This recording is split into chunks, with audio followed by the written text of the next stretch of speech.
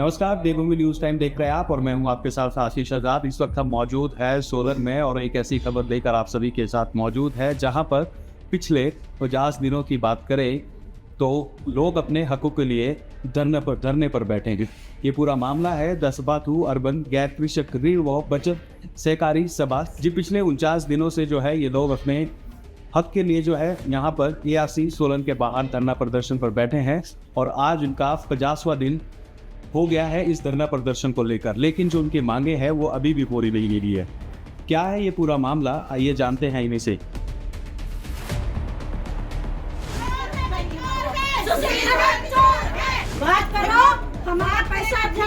जानकारी के अनुसार करीब 2134 खाता धारकों की 20 करोड़ रुपए से अधिक की राशि फंसी हुई है। हमारे पूर्व में रहे चेयरमैन जी ने अपने बेटे को खराद में लोगों का पैसा ऐसे ही बांट दिया है। तो 20 करोड़ की राशि है, 2134 खाता धारक, सभी लोगों का पैसा इसमें फंसा हुआ है। ये मामला जून 2023 में सामने आया था जब परसराम कश्यप नामक खाता धारक ने अनियमितताओं की शिकायत ARCS गिरीश नड्डा से की थी। शिकायत के बाद जब ऑडिट हुआ तो खातों में कई खमियां और गड़बड़ियां सामने आई।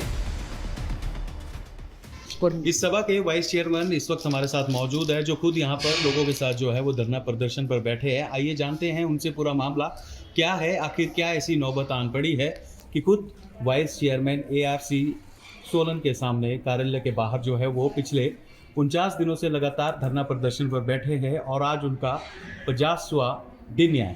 सर स्वागत है आपका देवभूमि न्यूज़ टाइम का। क्या ये पूरा मामला है, क्यों ये नौबत आन पड़ी है कि आप पिछले 49 दिनों से लगातार जो है वो धरने पर बैठे हैं लेकिन अभी तक आपकी मांगों पर कोई जो है वो आपको न्याय नहीं मिल पाया और उसका कोई हल नहीं हो पाया? सर पहले तो आप सभी को प्रणाम। आप देवभूमि न्यूज़ से आए हैं, आपका यहाँ स्वागत है और आपका यहाँ आने पर सभी खाताधारकों की तरफ से मैं तहे दिल से धन्यवाद करता हूँ। मांजरा ये 2023 दिसंबर की बात 2023 जून की बात है।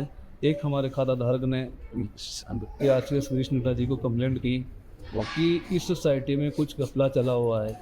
उस बिहार पे ARC गिरीश नड्डा जी ने एक ऑडिटर की टीम को गठित किया। किस तरह का घपला ये था, उसके बारे में कुछ बताएंगे आप?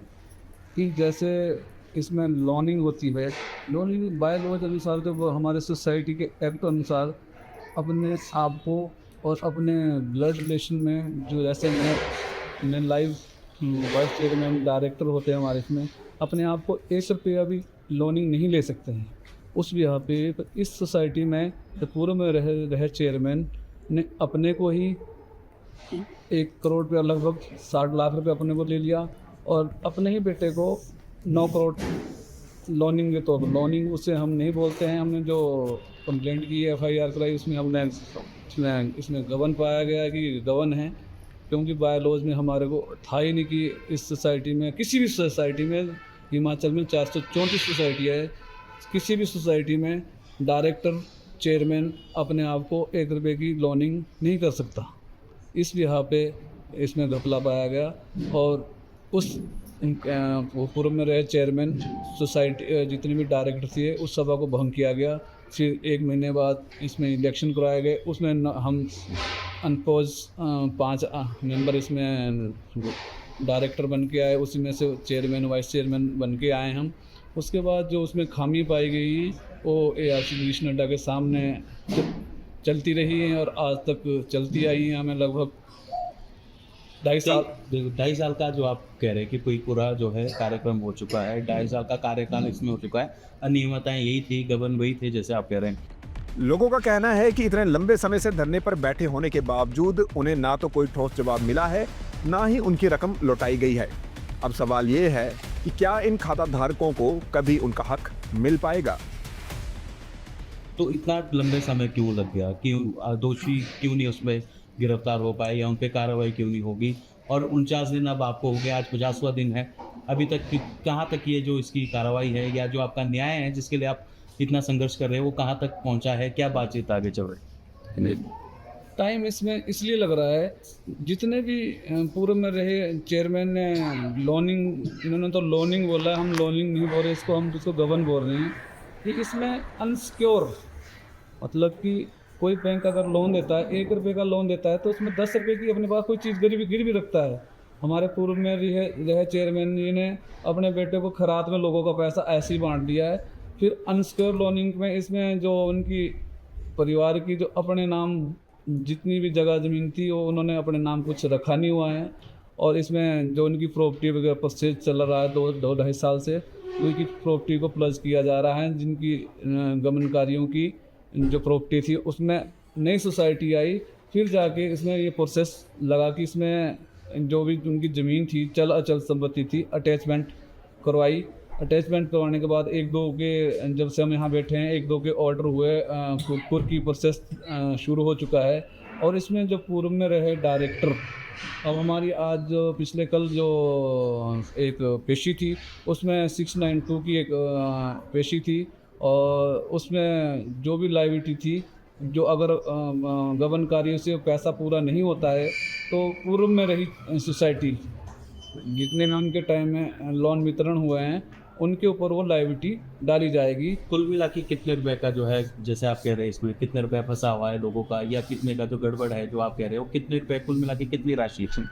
ये लगभग 20 करोड़ की राशि है, और ये लगभग हमारे जो इसमें निवेशक खाता धारक है 2134 खाता धारक, इन सभी लोगों का पैसा इसमें फंसा हुआ है।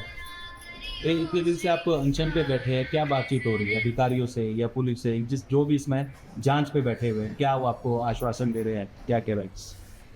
या क्या मतलब आपकी बातचीत तो अवश्य इनसे हुई होगी, लेकिन फिर भी आप लगातार जो है वो क्रमिक अनशन पर बैठे हुए हैं, क्या भरोसा नहीं है या ये अनशन क्यों जा रही है?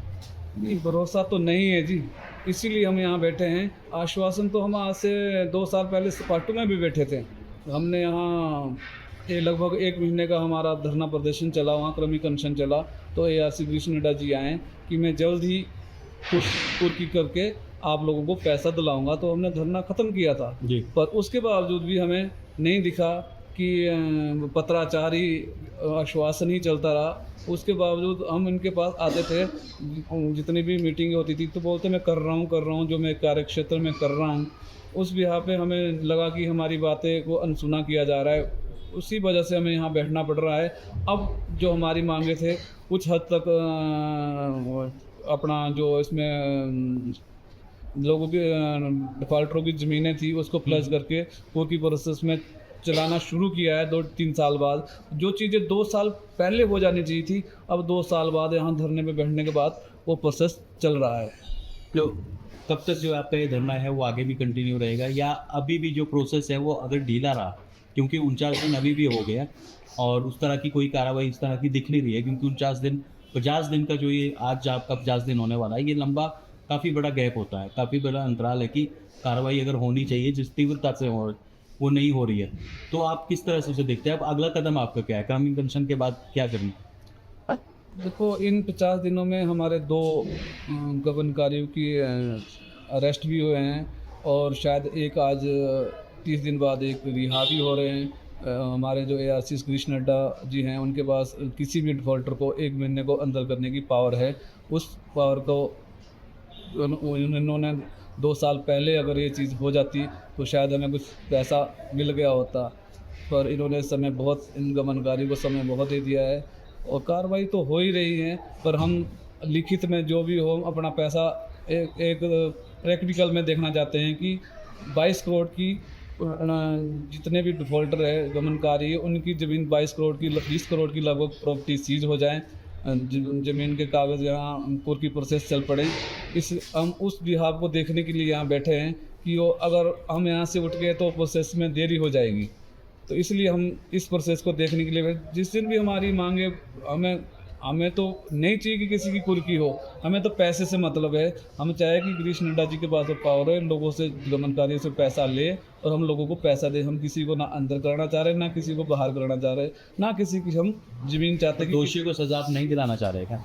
नहीं, दोषी को सजा हो, ये नहीं बोल रहे हैं कि ना हो, पर वो चाहे तो उनके पास पैसा वो दे सकते हैं, पर वो उनमें अहंकार ही राउंड से बड़ा अहंकार कूट के भरा है कि पैसा नहीं देना चाहते हैं। धन्यवाद सर, देवभूमि न्यूज़ टाइम्स के साथ बातचीत करने के लिए।